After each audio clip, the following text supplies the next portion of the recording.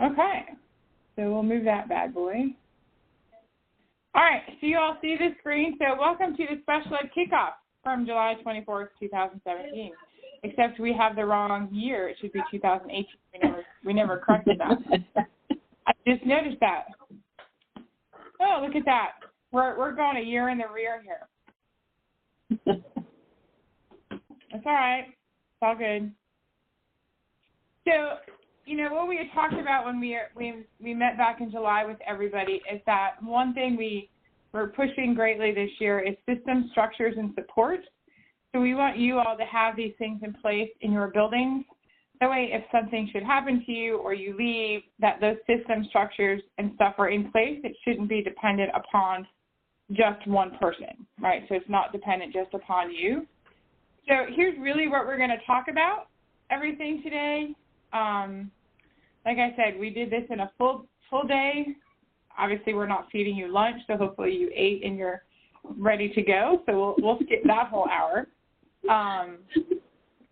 And like I said, if you have questions, you can just put them in the chat box, or just go ahead and ask, and we'll just answer them as we go. Sound good? Yes. Yes. We know you're all excited about this. At least I changed it so you didn't have to drive here, right? That made it a little bit better, hopefully. Yeah. Can all be kicking back and relaxing. So, we can skip that part. But basically, our goal, the goal of Susan and I and our special ed team here is to obviously ensure outcomes for our students with disabilities. We fulfill the authorizer role, but we also are your LEA, so we are here to support and help you. With that said, there are things that we can help with, and there are things that we'll say, well, here are the guidelines.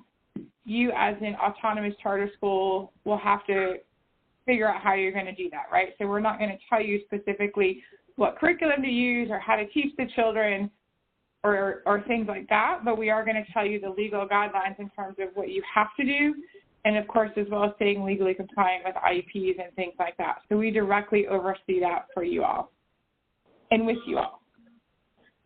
Oh, we had door prizes. I'm sorry. You guys won't get door prizes. So one thing we wanted to share is that with some of our IDA funds, the nice thing is they kind of put that back into our plate in terms of financial, and we've taken more control over the financial in the IDA. So one thing that we did decide to do was we purchased a license for what's called SPED Connections. I don't know if you all have heard of it. It's run by the LRP group. So it is going to be a resource that you will be given access to where you can research laws and case studies and things like that. So we as a district are going to pay for that for 1 year for everybody. So we're really excited to be able to offer that to you. It's a great resource. It's another stop for you guys to check before you call us, or if somebody questions something, you've got a whole bunch of things at your fingertips. So in our first monthly webinar, which will be September 5th, we're actually going to have a training on that virtually so you all can learn how to use it. But that is something that we are providing to you guys at no cost for the next year. And we'll keep track of if it's being used or not being used, and if it's something that's worthwhile, then we'll try and continue to fund it at our level for everybody. So that's some exciting news. We're actually giving you something. Yeah, see, we're not just taking, we're actually going to give you access to something. So we do have some expectations and reminders, and we're going to kind of go through these one by one. So the first thing is you all should have access to Enrich. And if you don't, please email Susan or I and let us know that you don't have access. For coordinators, I request that access for you. I think I've gotten everybody, but again, if you don't, let us know, and you'll request access for your teachers at your school. But in Enrich, this is just a little FYI. There is this thing called an audit log. You all don't have access to it, Susan and I do. So as you see, Enrich dates and timestamps everything. So anybody that goes into a student's IEP, things like that, it'll just date and timestamp in what exactly they did. So, please keep in mind that Susan and I don't sit there and say, oh, not like we have anything better to do than go through your audit log. But we just want everybody to be aware of it, because if anything ever does come into question, we do have a way to view what exactly happened on the IEP and who did what in the system. So that's more of an FYI for you. Again, we don't make it a habit to just look through audit logs all the time. In fact, we very rarely, unless there's some sort of issue that's brought to our attention. Or if you guys have an issue and you think a teacher's something doesn't seem right, you can ask us to look, and we certainly can do that. But that's more of an FYI for you. So enrich requests. So these are requests that you'll make to get access to our system. Like I said, I request the access for you guys as coordinators. You'll request access for teachers in your building. There is the link for the form. Everything's done on our Google Drive, and the link for the form for that enriched is there. You can click it. It'll take you to it. Things to remember, you can add more than one user, one request at a time. So if you have like 3 users, there is a little button at the end that says add user. You can do more than one on one sheet. You don't have to fill out like 5 different sheets. And something to remember is they will get their username and password, and they will come from either, I believe it comes from Cognito is the sender. Tell people to check their junk mail, because often it gets sent into their junk mail. And they say, we haven't gotten it, and it's been sitting in the junk mail. So make sure they check their junk mail. And, you know, it also says on the form that once they get their username and password, they need to attempt to log in, and they will get a red box that says no access, and that's okay. That's what's supposed to happen. So they just need to email me or Susan, and we can set the access in the system. But they have to attempt to log into the system before we can do that. So you guys are going, some of you are going, well, everybody's going through this now in terms of the transfer process. So yes, you're always going to have transfers, especially in the beginning, but you'll have them throughout the year. But in the beginning is the hardest part, especially for new schools. You have everything because you're bringing everybody in new. So we're going to go over those procedures. In our district, we do ask that within 5 days of opening or enrollment that you complete a comparable services, and then within 30 days an IEP meeting is held. It can be an amendment, but we strongly recommend at that 30-day you do an annual review, just because if the sending IEP has compliance issues, if you all accept it, you then accept those compliance issues, whereas if you wrote the annual review yourself, you're ensuring that it's done correctly and everything is needed in there. So for students coming, one of the things that people struggle with is getting records. We want to try and get as many as we can. Unfortunately, there will be some that you will get students that transfer. The parent indicates, hey, there's no special ed and all of that, and you go on with your day, and then 3 months later you find it, oh, in fact, little Johnny did have an IEP that you didn't know about, and at which case you will have to have a meeting and talk about compensatory services and get that IEP in place. Even though it wasn't your error, you still have to, they still should have gotten it from day one. So when you're getting records, if the parent marks no, you want to, verify from the former school. So you want to send a request not to an inactive in a district or anything, but to the sending school just to verify that, in fact, the student did or did not have an IEP.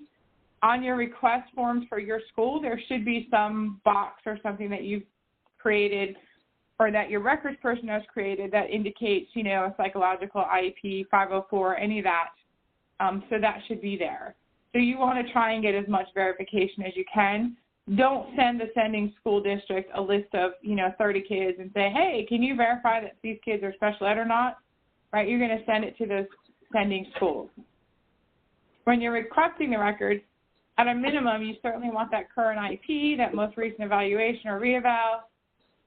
If after a few attempts and reasonable contacts you can't get the records, let Susan or I know, and we can certainly help. Sometimes it just takes a phone call from one of us to move things along a little bit. So you certainly can reach out to us, but don't do it one time and say, hey, I can't get these records. So make sure you've really tried to attempt to get those records. So comparable services or services, obviously, this is where this vocabulary and language is going to get very confusing, so just stick with me. But any student that's transferring into your school, obviously services have to start day one, right? They can't start day 2 or day 3. services on an IEP must begin the first day of school. But we do ask, in terms of the IEP, you do your comparable services within the first 5 days. So that's the paperwork piece, right? You're going to start the IEP services from day one. Within 5 days, you need to have all that paperwork completed into our enriched system. So the services must be similar, equivalent to those that were in the previous IEP. So at 5 days, we don't have any data to make any changes to an IEP or services. We don't know the student. We don't know really what's happening. So you're really just accepting what came in. You're not making any changes. You're just accepting it because you don't have any other information to say anything different. At your 30-day meeting, you can make changes because then you've had 30 days to gather some data. So some examples were, we've seen we're not going to go from 1,950 minutes of special ed to 60 minutes in 5 days because you don't know the child. You have no idea. We're not going to drop behavior and counseling goals because we don't have a counselor. So as an autonomous charter school, obviously it is the school's responsibility to have those services. So if you have a student that moves in with that, then your school is going to have to contract out with somebody or figure out how to provide those services. We don't drop fine motor goals because we don't have an OT yet, right? Those are all things that you as an autonomous charter school have to be able to provide. Within those 30 calendar days, you're going to do an IEP meeting. Again, you must have collected the data to make changes.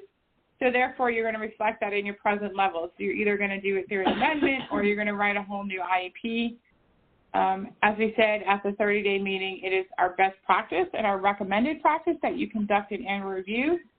But for those that are new to the district and new schools, we can't tell you to do an annual review. We can just say, it is strongly, strongly, strongly recommended you hold an annual review.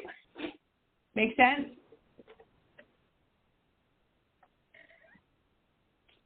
Yes, so y'all are quiet. Does anybody have any questions right now? No. Okay. So, after, That'd be a special review. yes, your 30-day can be a special review season, Galt. It doesn't have to be an annual review, but we strongly recommend that you do it as an annual review because if you accept an IEP that has compliance issues, then you accept those compliance issues when we start to look at IEPs. So after 30-day, is the site the link? My questions are going too fast. I'll get to that question in a second. In a 30-day meeting, like I said, you're either going to do an amendment or a special review or an annual review. Again, you're going to gather some data, monitor and address, try interventions, gather more data, what we do in special ed. Remember, teams can only make changes if there is new data to support making those changes, right? So in those 30 days, you're going to gather some information. You can't do it if you don't have new information to put in there. Oopsie, hit the wrong button, sorry. Oh, this is another time for a door prize. We'll skip that. Turn and talk. We'll skip that. Because you guys, so if you have any questions, go ahead and unmute yourself and ask your questions. Because the ones on the screen popped up a little too quick for me. Somebody had sent a question. Go ahead and ask it. I had a question back when you were talking about the link for Enrich Rights. Is everything still on SharePoint? Because I can't. Yeah, is this Robin? Yes. No, it's not. Oh, no, there's two Robins. There's two Robins here. Yes. Times Robin. So, yeah, it is changed over. We sent out emails a while ago. The SharePoint doesn't exist anymore. I thought the SharePoint was the changed one. I'm sorry. I know it changed, but I guess I just went to the wrong one. Yeah, it's now on a Google Drive, so everything is there. Okay. I went backwards. Google Drive to SharePoint. Yeah, if you need the link, let us know. We can shoot it out again. Okay. Yeah, I have it. I just went to the wrong one, I guess. Thank you. You're welcome. Any other questions?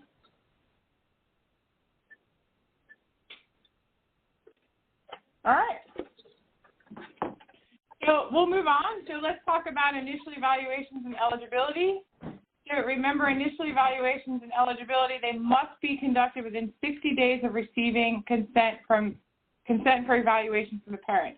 So that evaluation has to be completed within 60 days of getting the consent from the parent. Now, that doesn't mean your meeting has to be held in 60 days. Your evaluation needs to be completed. So you can have the evaluation done in 60 days, and then within 15 days of that, you can hold a meeting.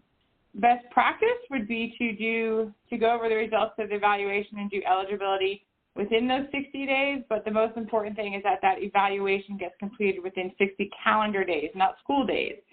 So keep that in mind. Be mindful of holiday breaks. Those dates count in the timelines. The state doesn't care if it's Christmas, doesn't care if you're on spring break.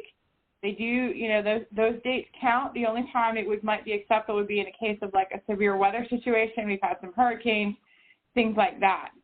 So make sure you're scheduling and plenty of time to hold these meetings so that you don't miss it.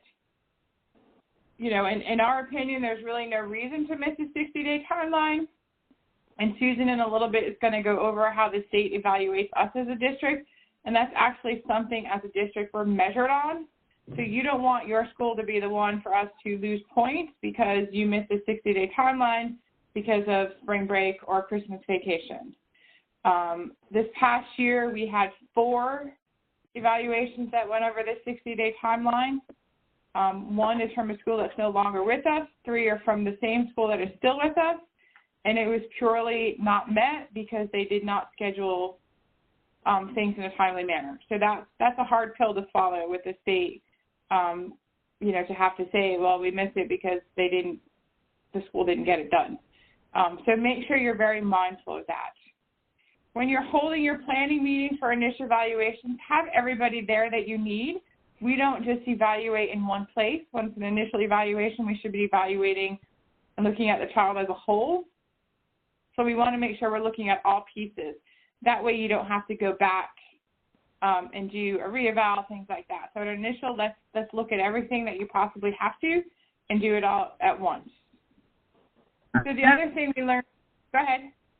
About the 60 days, if the testing was complete and the psychologist that we contracted with just didn't send it, she sent it like 3 days after the 60-day timeline, does that count as not complete? The meeting was still held within the 15 days of the 60-day date, and all that was done on time. But if she didn't send it, that's still, like if the testing was done. Yeah, so what the state reterm is what's put in Enrich. Okay. So on the evaluation, if you have the actual days that she completed the evaluation, like, and that was done within the 60 days, those are what are going to be put in Enrich in terms of your timeline. Because she did, if she met those, do you see what I mean, Robin? She met those 60 days. So she met that timeline. She just got it to you guys late. So what's important is the actual day the evaluation was completed. Okay. Okay. Okay? Okay. The other thing is when you complete that initial referral or reeval, immediately open the eligibility and the evaluation in Enrich. One thing we learned is you don't have to complete them, but I need you to open them because one thing we learned from our reporting this year is that with some updates with Enrich, if they're not all like dated in the same process, Enrich is reading it as it didn't all happen together. So they need to be started all on the same day. And the start date, you'll see when you get in there, doesn't affect the complete date or anything. It's just the day the actual form was started. That way Enrich reads it as one total process. If for some reason it broke it up and I had to go back in, I think it was like 100 of them. And change those dates so it saw that, yes, in fact, we did get everything done. Okay. Thank you. Yep. So reeval, same thing. You want to make sure that your reevaluations, obviously every 3 years, you want to make sure you're scheduling out in plenty of time so that if a team does decide to evaluate, you do have that time to get it done. Our recommendation is you schedule out at least 4 to 6 weeks. I would err more 6 weeks ahead of time. I wouldn't go any more than that, but at least 6 weeks ahead of the due date, so you're ensuring that you're not going to meet that deadline. That's another area where we miss a lot is our reevaluation. And again, it's just because, you know, people, they get scheduled late and then mom can't show up or there's been a car they've had car problem and they couldn't get off work or something like that. Same thing with your annual reviews. Schedule those early, 4 to 6 weeks out. You want to give the parents enough time to rearrange work schedules. Don't wait 1 or 2 weeks before the annual review date to schedule a meeting. And I'd say 6 to 7% of those cases, you're probably going to end up missing a date, right?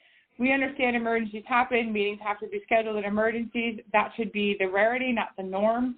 So you want to make sure those annual reviews are getting scheduled out 4 to 6 weeks ahead of time. Make sure all the team members that are needed to be there are there. If it's a reevaluation and an annual and they come close to the same time, do them at the same time. Do one meeting. Don't hold 2 meetings on yourself. Those dates are coming near each other. I'd say within a month or even 2 months. Go ahead and do them both at once. And make sure you have everything you need in Enrich and ready to go at the meeting. One of the other things we talked about was data reporting. As you know, as your LEA, we are responsible for making all reports to the State Department, which we do, but there are times that we will ask you for information. So we will ask you to verify some data and documentation. You guys don't submit anything to the State Department. We do as a district on your behalf. This is just to note that some of our busiest reporting times are actually in the summer. So June, July, and early August are very busy reporting times. In fact, just last week, we submitted the last report that was due for the state for last year, and now we're going to get ready to start on to next year's reporting. So just be mindful in the summer. We'll ask you for contact information so we can get a hold of you. Any questions on that? I know I'm going kind of fast, but I know you guys don't want to be on this call for 2 hours.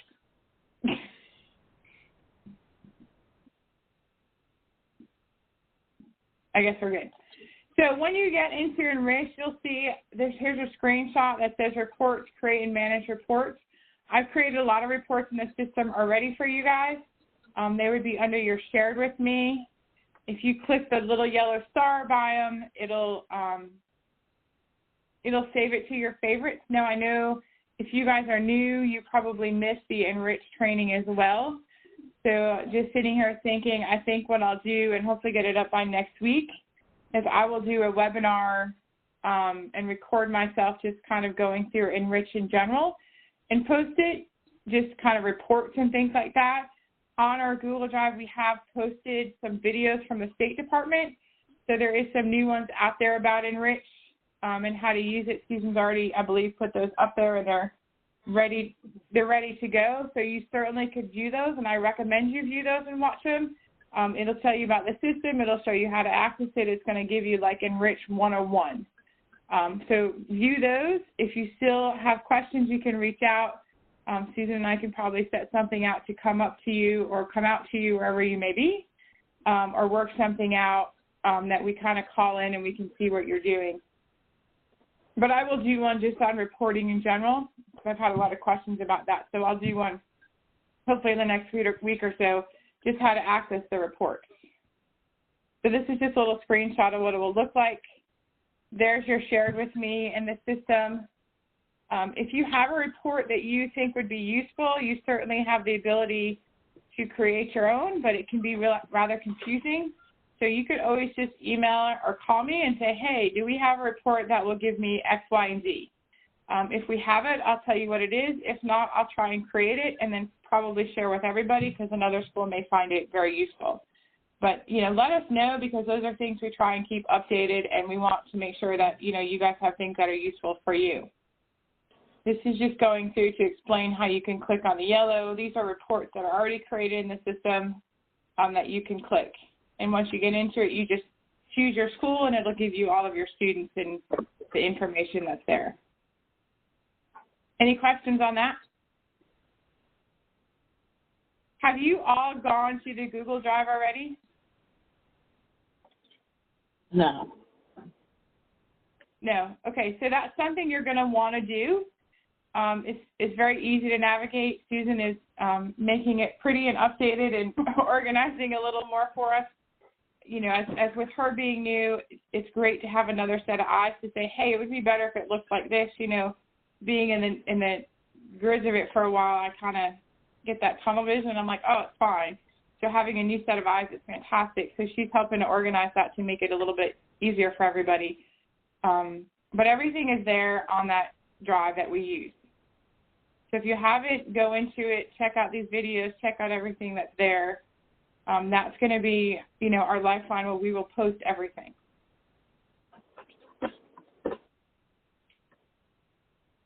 Any other questions right now about anything so far?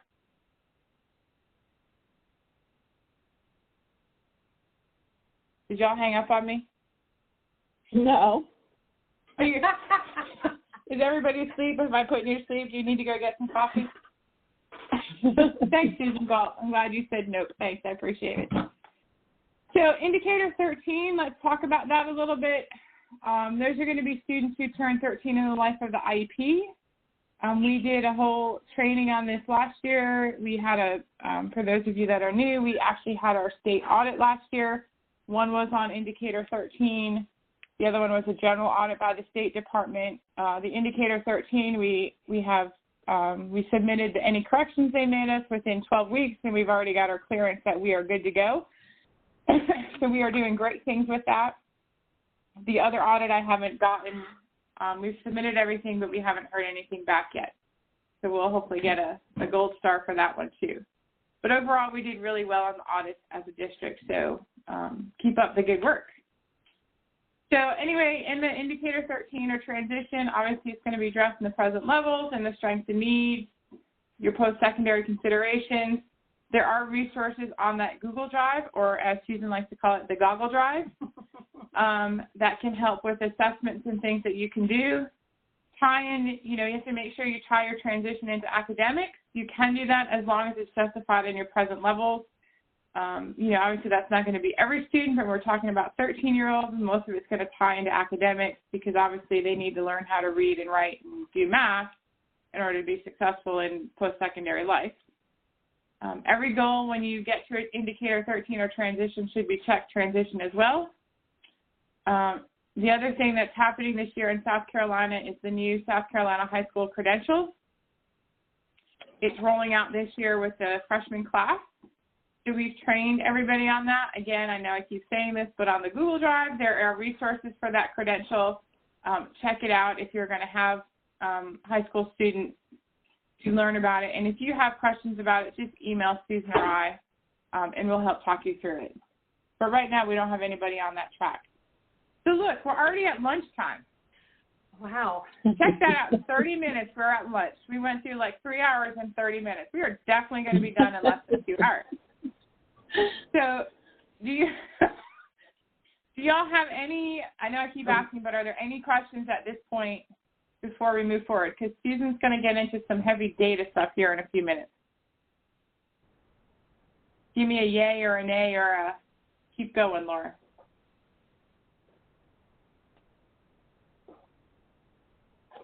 Okay. All right. Okay. Can everyone hear me okay? Yes. Okay. So what we're going to do, the LEA determination is a process that the state asks every school district to do. So this is not exclusive to our district.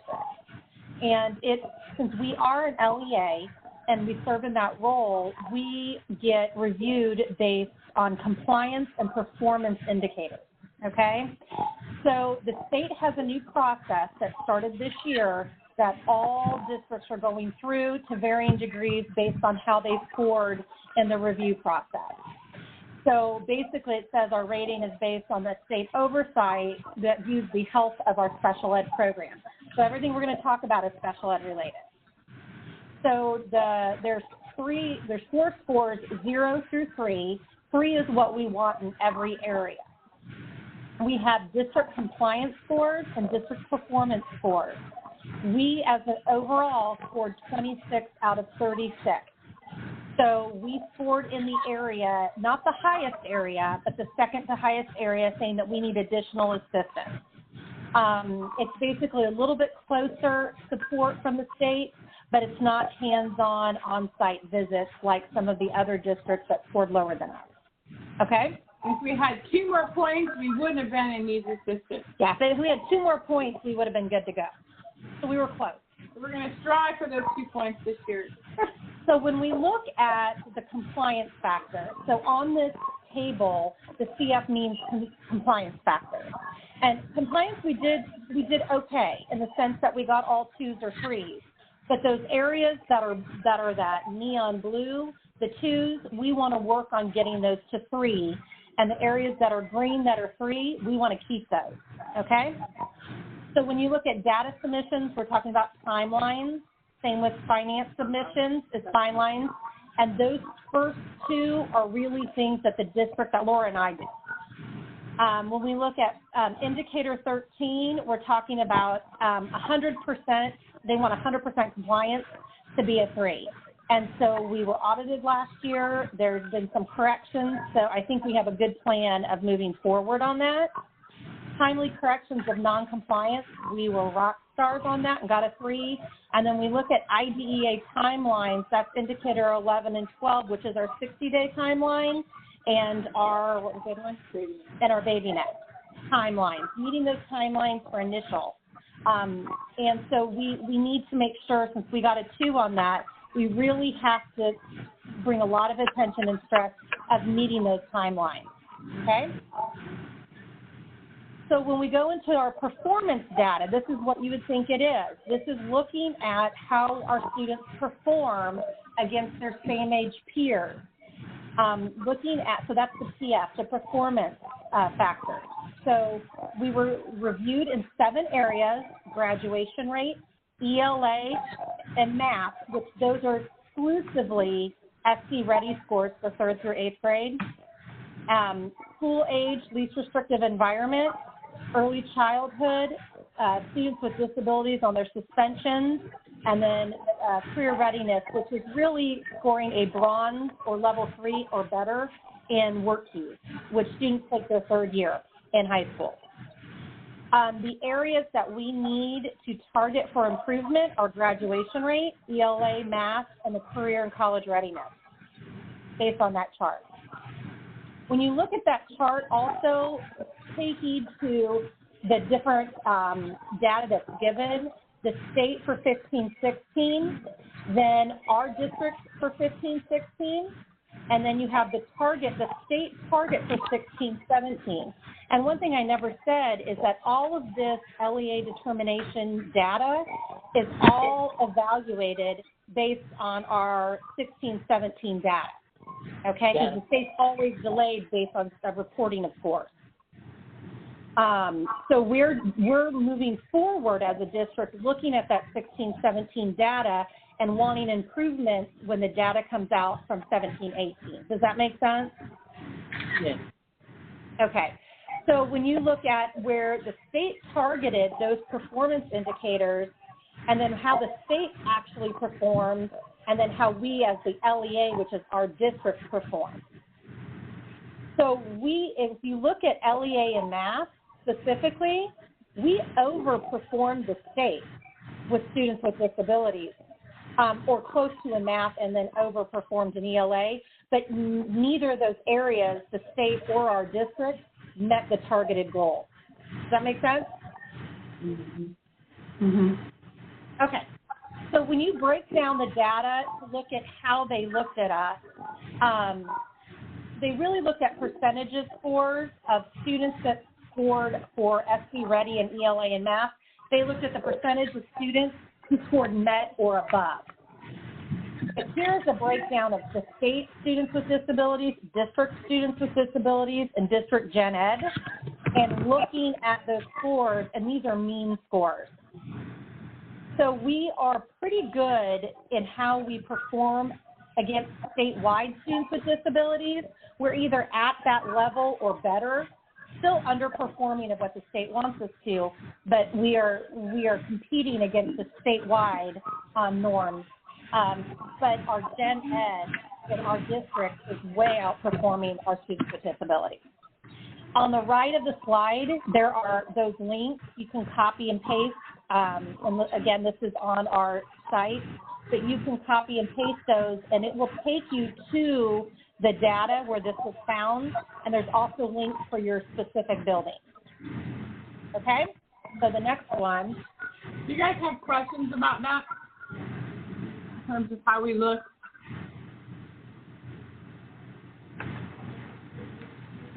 No. Okay. Oops. So then this slide is looking at SC Ready ELA for 15, 16, 16, 17. It's looking at the percentage of students who did not meet or approach it. So this is the whole population that did not meet standards or exceed standards in SC Ready ELA. When you look at that, it's very profound because high scores are not good in this. High scores mean those are the students who are not demonstrating that they meet their grade level standards. And again, we are performing at the same rate as statewide students with disabilities or more efficiently than that population. And again, our district gen ed students are outperforming, and it's validating that we have a performance gap with students with disabilities compared to their same age peers. Right, and we get that they're special ed and they have disabilities, but our goal should be to close that achievement gap in special ed. And as you can see, as they get older, that gap is just getting bigger and bigger and bigger. So we're not closing the gap, we're actually getting more of a gap between. So we need to really start focusing on this.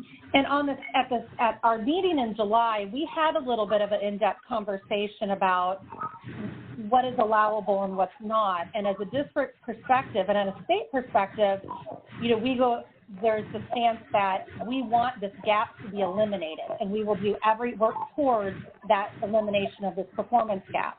On top of that, as a district charter and choice, the percentage of moderate to severe kids that we have in this district is pretty low. So a huge chunk of the students we have that are identified as special needs are diploma track kids. So that in nature means they have the capacity to meet grade level standards. Okay? So this one slide is talking about SC Ready Math on the students for 15, 16, and 16, 17, again, who did not meet standards and are approaching. So high scores are not good. And when you look at them, the coding and the legend is the same. And again, on the right, there's information on where to get the data.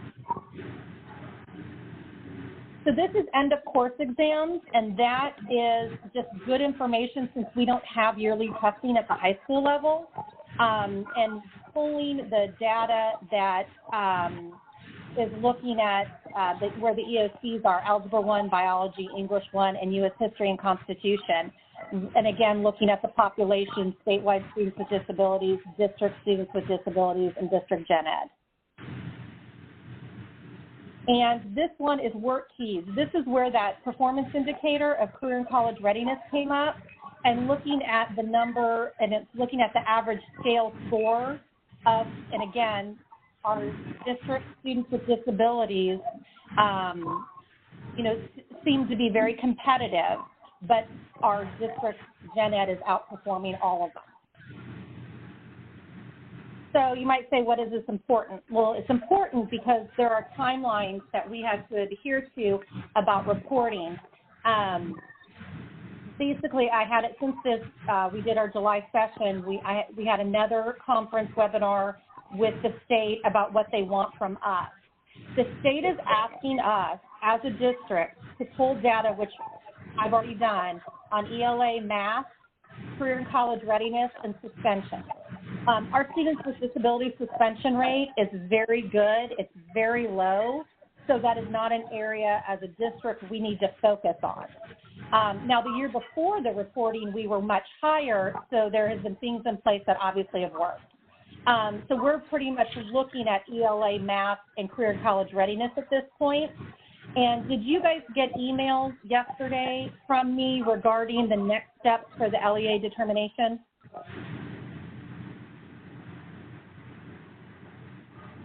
I don't have access to email as of yet. Okay, I will make sure and follow up with each of you to make sure you got the email, because now there's deadlines. So the state is asking us to look at these areas. As a district, we're only asking for individual school data on ELA and math. And I had gave them the email direct guidance on where to find it, what to look at, and how to report it. And each school needs to do a root cause analysis of what performance gaps they have in ELA and then what performance gaps they have in math.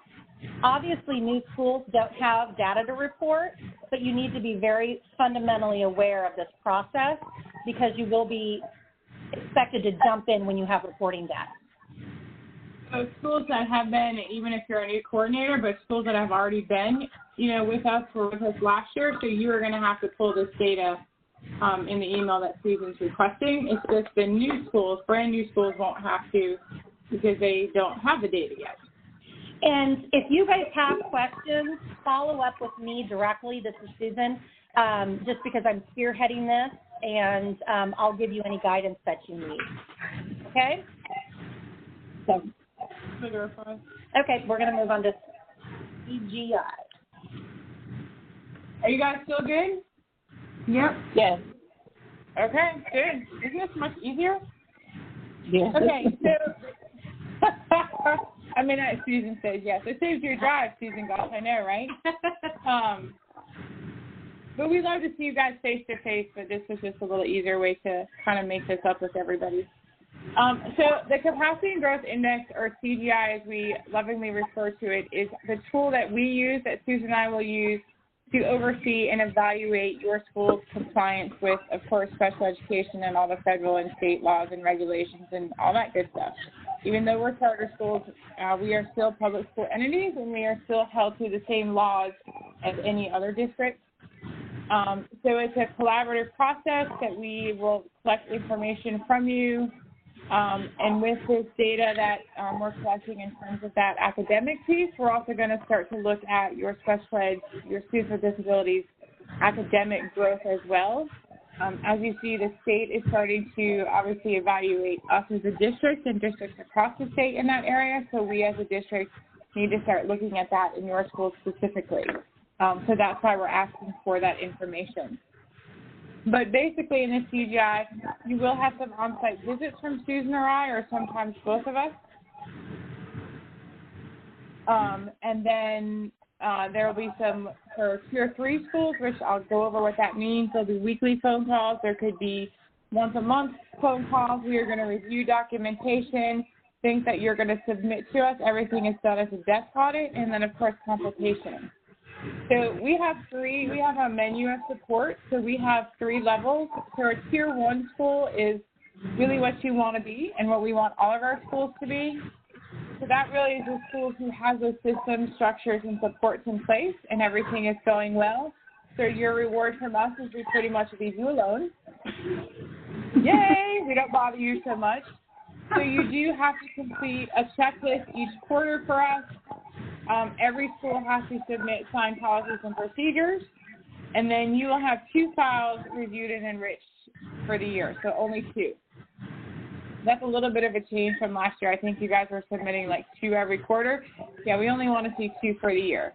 If we have questions or we think there's concerns, we may say, hey, can you submit us 2 more in December or whatever. A Tier 2 school, so that could be potentially a returning school that maybe had a recently removed corrective action plan, returning school with a new coordinator, so maybe a school that's been in existence, but it's a brand new coordinator in school, which is some of the case with some of you here, or a district coordinator who transfers from one school to another, and depending on their previous school standing, we may put them on a tier 2. But basically for Tier 2, the real only difference between the Tier 1 and Tier 2 is that instead of 2 files for the year, you're going to submit 2 files quarterly, and you'll have to participate in monthly technical calls with either Susan or I. And then if we have you on a corrective action plan, you'd have to continue to maintain those. So a Tier 3 is going to be brand new schools or a brand new coordinator, or potentially if you were with us last year and your CGI score was below 89%, it's not necessarily a punishment, it's just to make sure that we get things in place and get those systems and structures and supports in place for you and your school so you can continue to move forward. Like I said, obviously our goal is that everybody be on a tier 1. Not that I'm trying to talk Susan and I out of a job, but, you know, I mean, we want to make sure that we've got this compliance thing down now.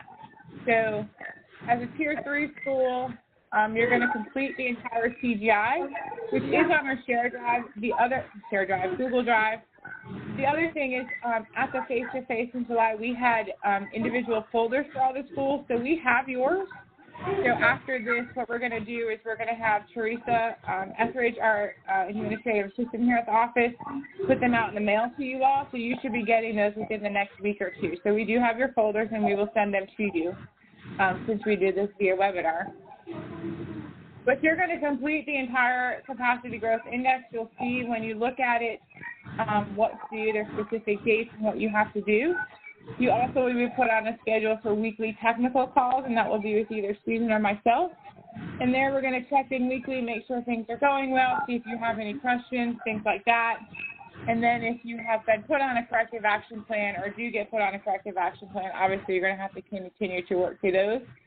The important thing to know about these tiers, here's just a little visual, is they're ever evolving. So as a new school, if you're doing really, really well, and let's say by Christmas we're saying, hey, you know, these guys have got it together, we may take you off weekly calls and say, okay, I think we only need to talk every 2 weeks. So you can always move tiers up or down depending on your performance. So you could be a tier 1, and then, you know, as things are getting submitted, we get a lot of calls, we say things aren't going, we have the option of moving you up or down a level depending on what's happening in your school. So you guys can't see this unless you pulled it up on the Google Drive, but the CGI will be in your folder, and there's also examples of what could be submitted as evidence for each item. So the things to keep in mind is that it is due throughout the year, so it'll be reviewed by Susan and I. So feedback and scores will be provided, and like I just said, schools can move up and down the tiers for decreased or increased support depending on what's going on. We are going to submit everything through Epicenter this year. A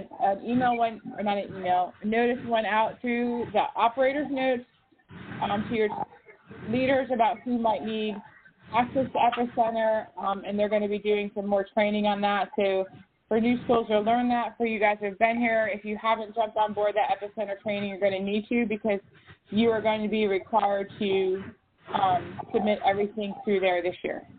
No more attaching and emailing stuff. Any questions on that? Is that a question? Not right now. Oh, okay. I thought I heard somebody. So one of the other things, for those that have been here and just missed the meeting, so last year we had a state-level complaint about medical homebound, and something that a school had done or hadn't done, and that school is no longer with our district. But we were given some state corrective actions, some district corrective actions based upon the complaint. So one of the actions was I had to make sure I had reviewed this with everybody. There's also on, again, our Google Drive, you'll see on the left-hand side a link that says Medical Homebound. Please watch that webinar that's posted. There's information on it, and we'll need you to fill out that you've actually watched the webinar itself. But basically, you know, Medical Homebound is provided for, excuse me, both our non-disabled and disabled students. So it's available to either. So who can't attend school for medical reasons. It can be a mental or physical condition due to an accident, illness, or even pregnancy for our older kids. A licensed physician must certify the medical condition exists and complete the medical homebound application.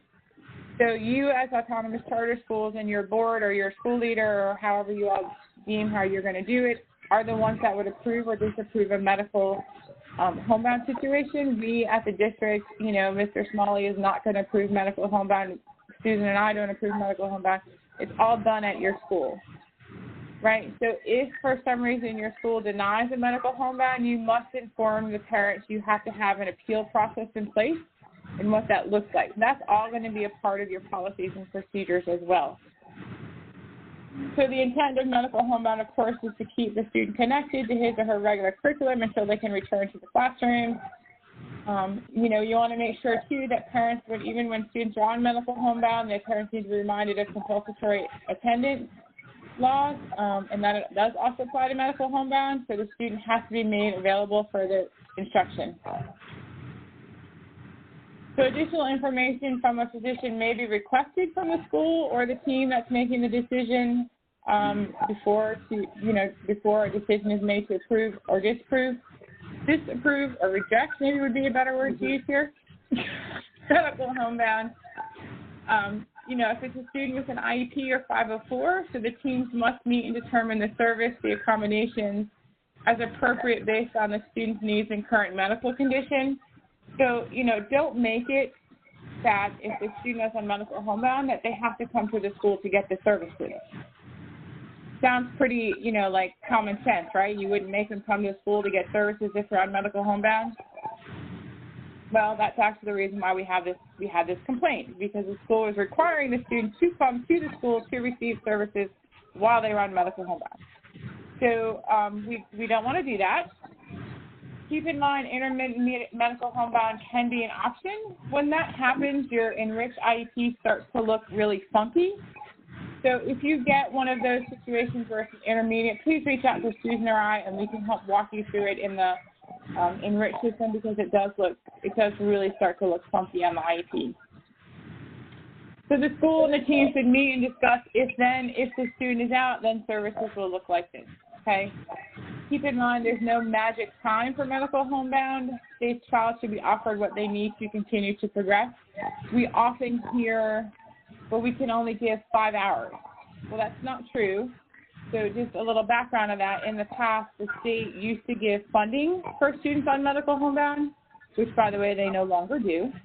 But they did used to, but they would only give you they would only reimburse up to 5 hours of service. So schools got into the pattern of saying, well, we can only give 5 hours of service. Well, that's not true. They should be given what they need, whether they need 5 hours or 2 hours or they need 50 hours, right? It's all going to be an individual team decision, and there is no additional funding anymore for medical homebound. So that formula is totally obsolete now. But the view still exists out there quite a lot. So keep in mind, for our students with disabilities, it is still a medical homebound form from a physician is still required, just as if it was a student without a disability. Again, once it's approved, your team is going to meet and discuss what services will be needed. Make sure you're amending the IEP to reflect present levels, the services.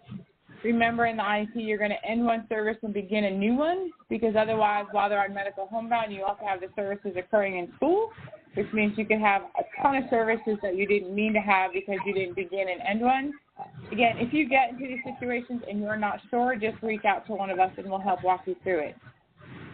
Make sure you're checking the location. Obviously, it's going to be in the home, and then your LRE is also going to change. Remember, again, I know we say this repeatedly, but there is no magic number. The team is required to consider a student's placement in medical homebound when it's projected that they will miss more than 10 consecutive days or for periods of time that establish a pattern, right? So if you have a student that's out for 10 days in a row, or it's going to be, 3 days here, and then they're in for 2, and then they're out for 5, you guys as a team need to meet and discuss it. Again, if intermittent, the team still needs to meet and discuss if the student is out, then what do the services look like? And keep in mind that you should be meeting when a semester changes or courses end or things like that, because the IEP would need to be updated. This basically just says that if you have a general ed student who has a reoccurring medical condition, teams should meet and possibly consider a 504. In layman's terms, what this means. There is a difference, obviously, which hopefully you all know, between medical homebound and home-based instruction. So home-based is only for a student with a disability, right? We don't put general ed students on home-based instruction. Home-based instruction is the decision of an IEP team. 99.9% of the reason a child is placed on home-based is going to be due to behavior. But again, the team must determine that the home setting is the appropriate and constitutes the least restrictive environment. So a team is going to make that decision as to whether or not home base is appropriate and needs to be considered. One thing you have to do is, if you, as a team, do make that decision to do home base, that we don't put a child on home base and forget about it. So we don't put a child on home base in December and say, oh, well, he's not going to come back for the rest of the school year, and then never meet on that child or talk about the home base services or how it's going. So you should be reviewing them periodically at the minimum, at least of every 30 days. Would not let it go more than 45 days without the team coming back together. Okay, and again, there's no magic time for home base. They should be offered to what they need. Keep in mind, too, resource students for home-based instruction, you have to make sure that general ed instruction is occurring as well. The IEP is just going to talk specifically about the special ed instruction, but they need to be receiving any instruction that they would be receiving if they were in the school. Because you as a school are the ones who put them on home base and made that decision. You still have to provide them with the education that they have the right to have as if they were in the school setting. So anytime you do home base or even medical homebound, the school is responsible for providing the teacher and any related services, and that is at the school's expense. We as a district don't pay for those services. That's all done at your school's expense. So keep in mind, this could be a special ed teacher and a regular education teacher. It may be a speech therapist. It may be an OT, depending on what the team decides the student needs. Right? You cannot require the student to come for services. I kind of talked about that. Make sure you're considering the medical status of the student at all times, right?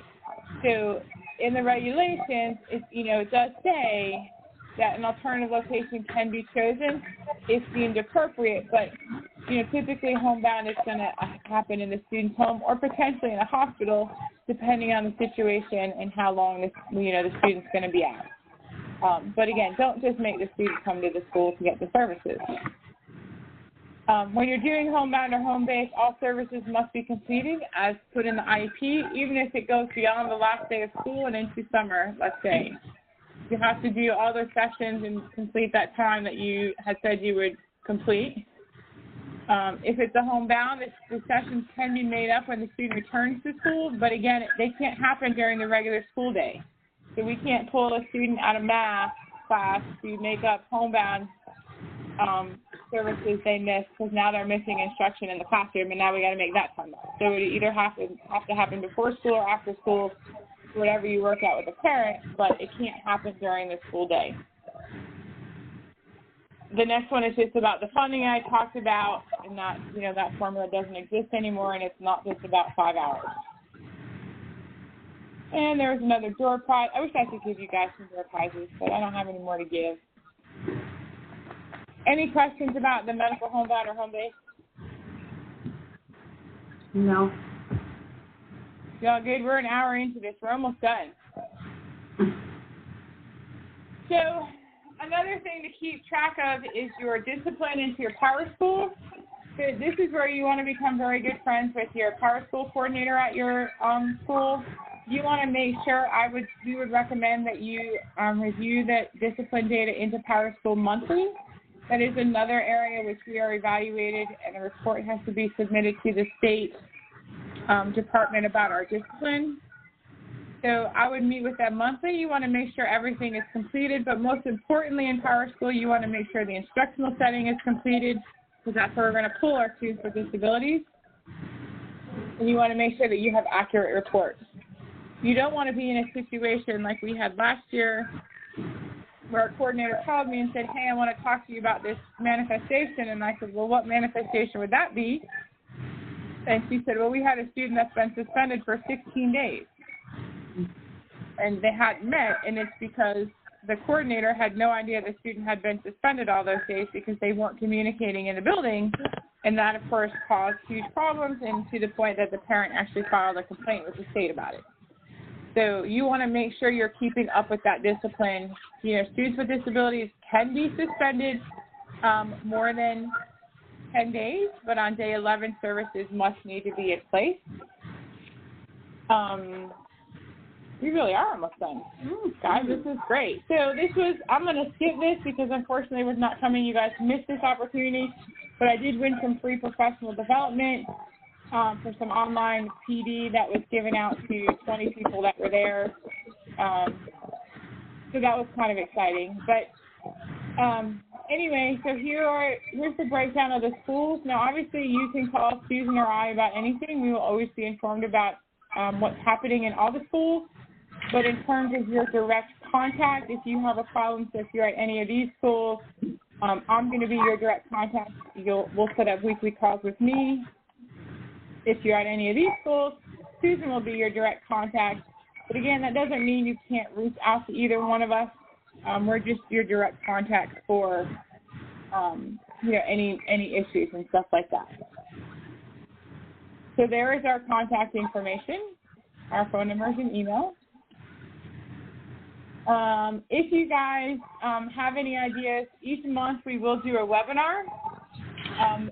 It was decided that we would start them at 1:30, and we'll begin September 5th. So we will send out a link to each of the webinars. It'll be very much like this situation. If you're available when we do it, you sign in and listen to the webinar. They never go more than an hour. Sometimes they're very short. Sometimes they're a little bit longer. But we will always post those. We'll record them and post them as well on our Google Drive. So if you are in a class or something comes up and you can't make the time, it'll always be posted for you to review later. And we do expect that if you can't attend, that you do watch the webinars, because that is where we're going to share a lot of information with you all and just kind of keep you up to date on things that are happening and things that might be done or that we might need from you, right? So we'll do them the first Wednesday of every month, and they'll start at 1:30. And our first one is going to be September 5th. So one of us will send out an email to remind you about that, as well as all of the sign-in and login information for the webinar. So are there any other questions that you have or anything that we may have missed, or is everything clear as mud now? I have a question about dismissing people from Rich. Okay, whoever that is, needs to talk a little bit louder because I can hardly hear you. Sorry, it's Robin. I have a question about dismissing people from Enrich. About what? Dismissing from Enrich. Okay. If they have exited our school and they have a 504, what do we have to do in Enrich? So you have to end their 504. Okay. And put move known to be I think it's move known to be continuing. There is a button that you can end it, Robin. It's not quite as complicated as the IEP, but you would have to end it. I think one of the options are end 504 or exit, and I think one of the reasons for exit would be like moving or something. So you're not really ending the 504, you're just exiting them. Does that make sense? Yes. Does it matter the date, or can I just do it today? Or the date? So you would do it on the date that they left. So for you, it would probably be the last day of school. Okay, cool.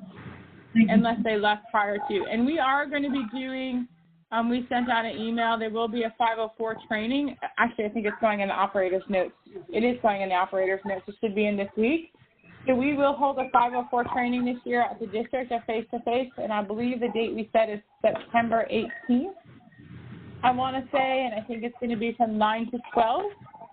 Okay. But that information will be shared with you. September 18th from 9 to 12 here at the district office. We will do a 504 training. Robin, if you're the 504 person as well. So make sure you ask the school leader about that, because it's going out in this week's operator notes. Okay, thank you. Sure. Any other questions? No. Are you all? Go ahead. Okay, so what I'm going to do then is I'm going to stop sharing this. Like I said, we will have Ms. Teresa get those folders out to you in the mail, so be looking for them in the next week or so. If you have any questions, please feel free to reach out to Susan or I. We're here to help and support.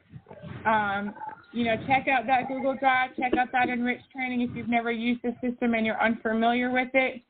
That's going to be a great way for you to kind of get in there. If you haven't gotten a username or password, please email us and let us know. I think I've gotten everybody, but there are a couple of you that are brand new that I may not have gotten in there.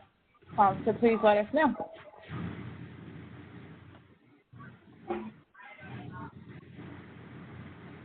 So if that's it,